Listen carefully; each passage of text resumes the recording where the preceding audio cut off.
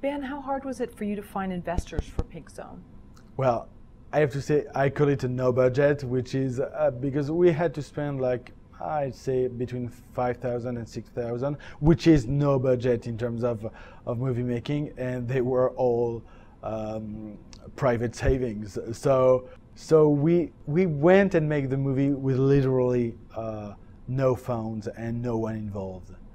So in a way it was making us feel free. But I mean, I think that even though that was the story of this movie, I would tell young filmmakers not to be afraid of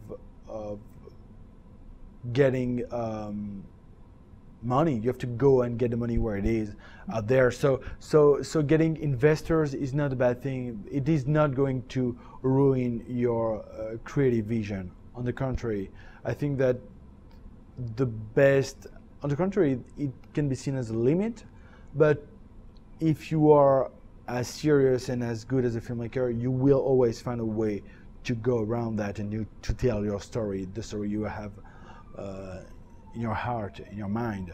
So I don't think that would be a limit, even when a lot of people are putting money from everywhere and then ask for people to for certain kind of things.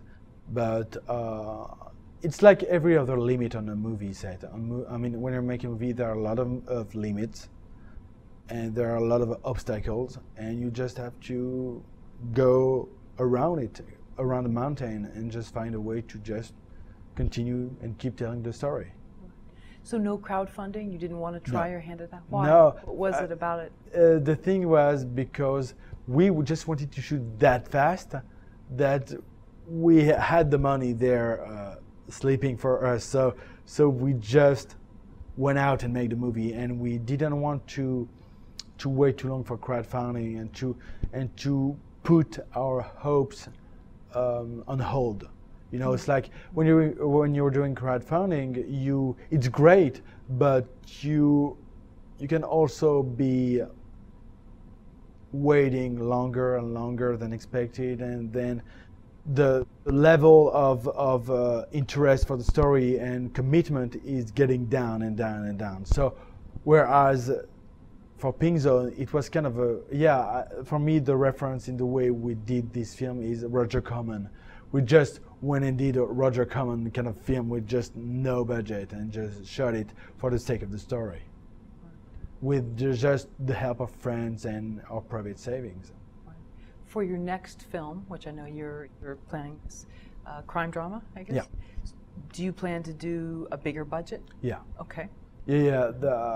For me, this one was primarily to bring them to get my teeth in, and the next one, the way I'm writing it right now, is on a much bigger scale, and even though it's very grounded into reality, it will involve much more money.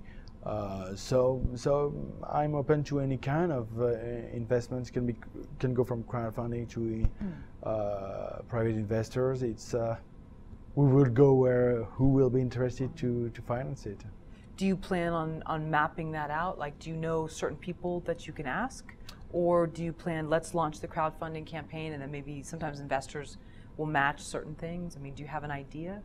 Yeah, I know that especially with the film festivals where I'm presenting Pink Zone right now, a lot of people are asking me, okay, what's next? And I'm talking about them about this story, and I met these people who are, because they saw Pink Zone and loved it so much, they are committed to maybe help finance the next one. And so that's why this movie also is great as a way to engage people to finance the next one. And that's why also for the next film festivals we're going to do with Pink Zone, especially the big ones in Europe, we're going to still continue present Pink Zone as a way to finance the next one.